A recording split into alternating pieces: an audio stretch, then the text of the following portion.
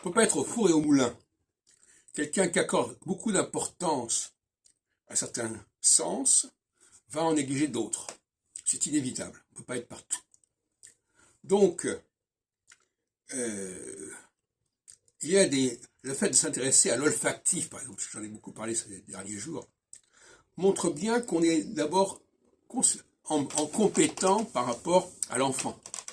L'enfant qui ne contrôle pas ses sécrétions, son caca, son pipi, etc., eh bien, il faut quelqu'un qui soit à l'écoute, si on peut dire, qui soit attentif à tout ce qui est olfactif, tout ce qui est odorant, parce que ça signale quelque chose. Ah oui, je sens qu'il y a un truc, là, il va falloir que je change ses couches. Bon. Alors, c'est très intéressant, personne ne dit le contraire. Il faut il faut une spécialisation.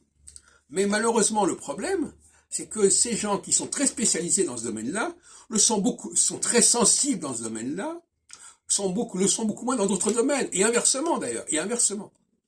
Donc, croire que quelqu'un qui attache autant d'importance à l'olfactif sera aussi sensible au niveau du discours intellectuel, ça c'est un leurre, c'est un mirage.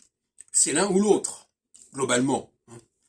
Donc, il y a des sens qui sont les sens olfactifs, qui sont les sens du toucher, qui sont des choses extrêmement primaires, hein, qui sont de ce que j'appelle la sphère privée, et non seulement la sphère privée, mais la sphère de l'enfance. Et il y a des sens qui sont beaucoup plus évolués, élaborés, et qui relèvent de l'ouïe et de la vue. Bon.